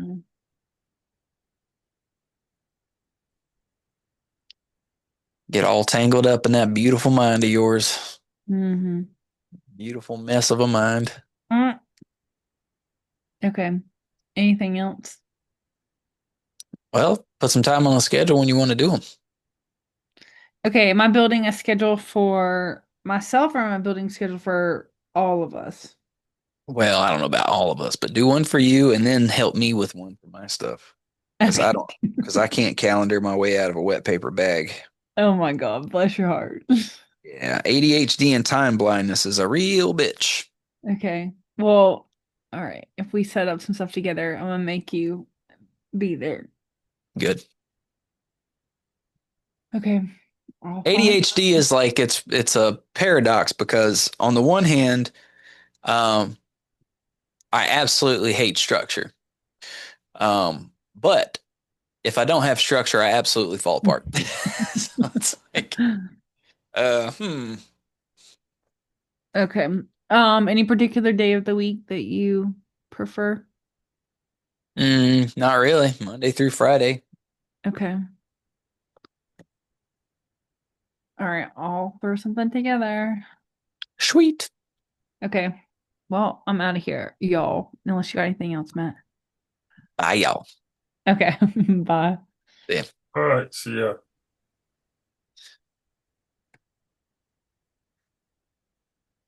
You out here, Lee? Bye. See ya. Have a good one. Thanks for that in service today. You got it. I texted to Angela hoping she would log in, but she didn't. Next It's one. okay. I already gave her the link. I kept forgetting to send it to her, but I'll let you guys be good. She'll find it on the YouTube channel. It's all going up. Oh, was I on there? I hope not. You sure were. Oh my gosh. I'm getting Let me crazy. show you something. Okay. I got to remember that with you. I'm like, I usually like to have my face on there, but sometimes when you answer a call or whatever, it kind of goes away. But I keep forgetting you do record these things. I'm over here like crazy. All right. Thank you, Matt. I'll see you. Yeah, see, check it out. Yeah. All these Let me see. home free homeschool videos. So Oh, I'm gonna go on that. yeah, when I do these, I throw them up under the homeschool, and then I Mhm. link them from here over to school afterwards. But some of Oh, these haven't been published yet, so these are scheduled. They're gonna go live this week. Actually, that one should have gone out already. let me look at that YouTube.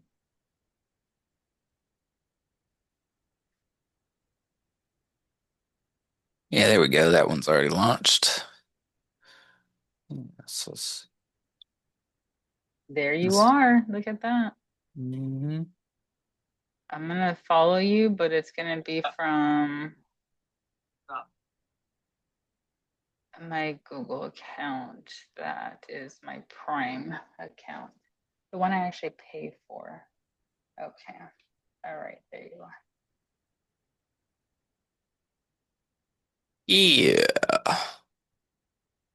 Oh, I'm gonna check Mhm. these out. I usually listen to something as I'm working in the background just because I need to hear stuff. So I get if it's quiet, I get antsy. Like if Yeah. it has some Well, type of like something playing. you got plenty with these. Let's see. Talking VA loans was 2 hours and 45 minutes. RPA Okay. walkthrough was 2 hours and 45. Podcast with Brian was an hour and 48. Yeah, there's a lot on here. Okay. Mhm. Wow, man, look at you. I'm so proud. Ah, Oh, your dream, your vision is coming, you know? it's It's all coming being piece, put together. piece I by like piece, that. baby. That's what it's all about. It's all because you guys are here. Yeah, I always say I tell my husband, babe, I'm doing the snowball effect, okay? Go like this. A little bit, man. Just adds up. Yeah, because if I overwhelm myself, just like, clients, if you look at like, oh my gosh, home ownership, that kind of becomes intense. But if you look at it, hey, just one step at a time, 1% better every day. Like I already learned something earlier today, just like Mhm. that Q3 and Q16. Yep. Yeah, Inch so by I just like inch. learning that. Life's a Yeah, cinch. snowball. Yeah, so all good. Cool. Alrighty, I'm following you. Okay, you be good. Take care. Thanks for that. See ya. All right, bye bye.